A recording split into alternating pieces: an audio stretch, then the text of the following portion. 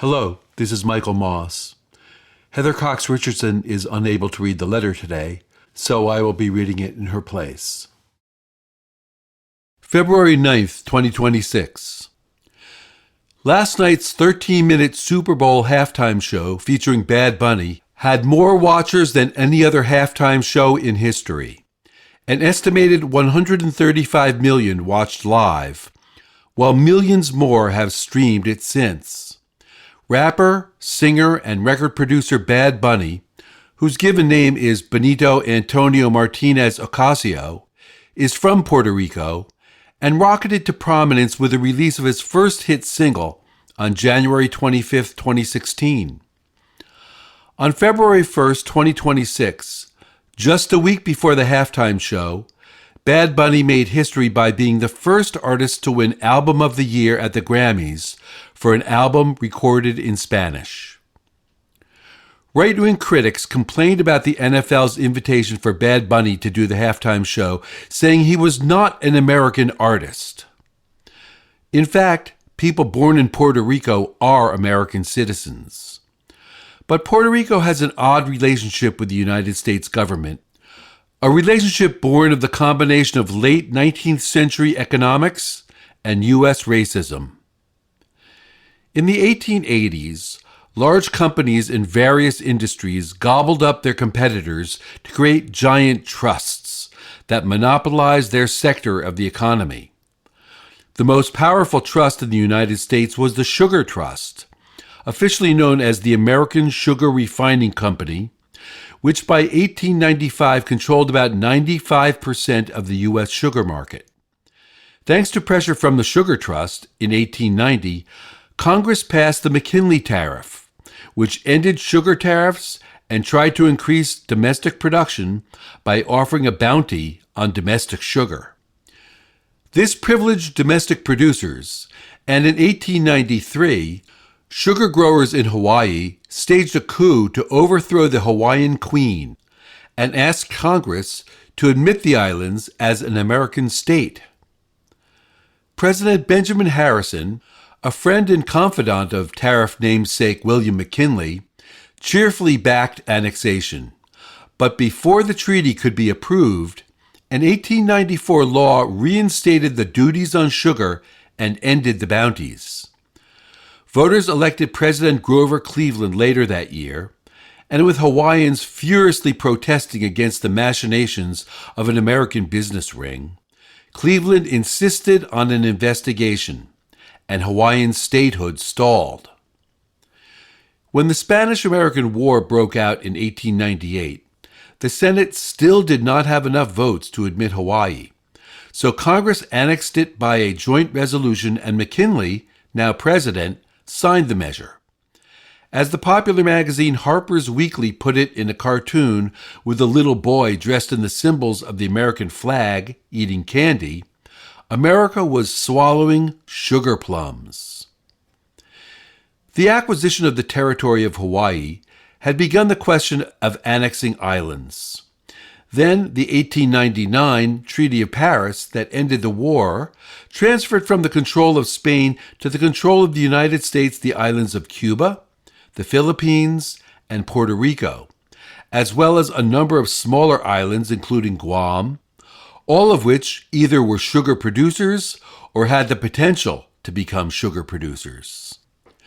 Since the Northwest Ordinance of 1787, adopted under the Articles of Confederation that made up the basis of the nation's law before the Constitution, the U.S. had rejected colonies and instead established a system for incorporating new territories into the country on terms of equality to older states. But in the era of Jim Crow, annexing the newly acquired islands under the terms established a century before presented a political problem for lawmakers.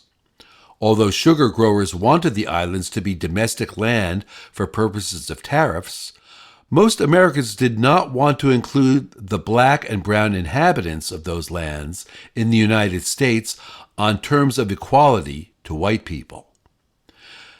Congress's 1898 resolution of war against Spain and Cuba had contained the Teller Amendment, which required the U.S. government to support Cuban political independence once the war was over and Spanish troops gone, providing a quick answer to American political annexation of Cuba, although it left room for economic domination. But there was no such amendment for the rest of the islands the U.S. acquired in 1899. A fiercely pro-business Supreme Court provided a solution for Puerto Rico in what became known as the insular cases. In May 1901, in Downs v. Bidwell, the court concluded of the newly acquired island that, although in an international sense Puerto Rico was not a foreign country, since it was subject to the sovereignty of and was owned by the United States, it was foreign to the United States in a domestic sense, because the island had not been incorporated into the United States. This new concept of unincorporated territories that were foreign in a domestic sense allowed the U.S. government to legislate over the new lands without having to treat them like other parts of the Union, while also preventing the inclusion of their people into the U.S. body politic. 2 months after the court's decision, on July 25th, McKinley issued a proclamation removing tariff duties for products from Puerto Rico, and the sugar industry boomed. But what did this system mean for the people in Puerto Rico? In 1902, a pregnant 20-year-old Puerto Rican woman named Isabel Gonzalez arrived in New York City to join her fiancé, but the immigration commissioner turned her away on the grounds that she was an alien who would require public support. Gonzalez sued.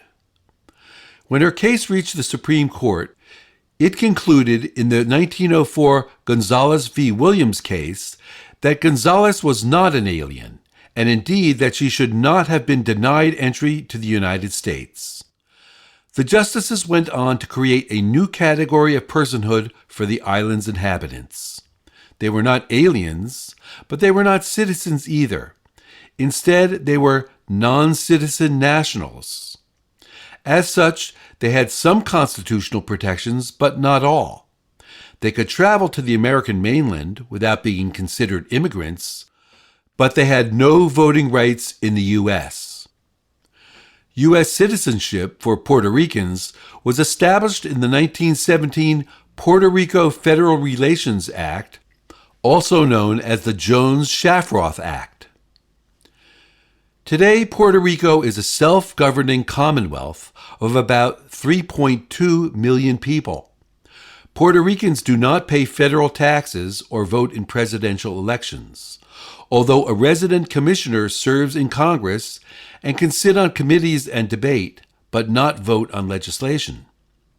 Puerto Ricans do pay U.S. Social Security taxes and receive certain federal benefits.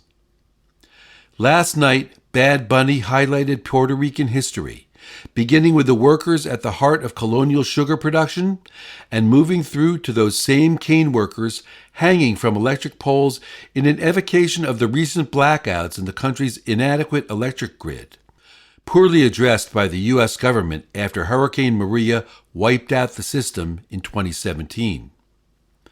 He carried the flag of the island from before the U.S. takeover, an independence flag banned from 1948 to 1957, its light blue triangle picked up in various fabrics throughout the performance.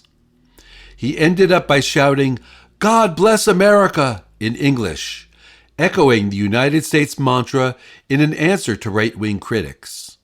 And then he rejected the idea animating the current U.S. administration's deportation of black and brown people, with the claim that they are not Americans and their culture will undermine American culture.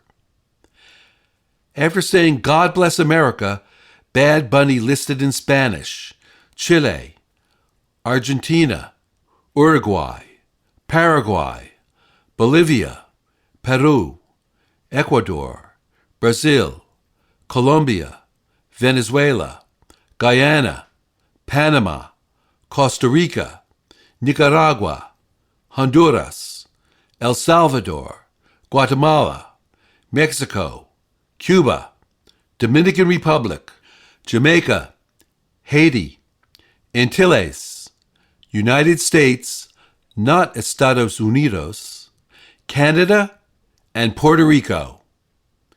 Together, the football he carried said, "We are America."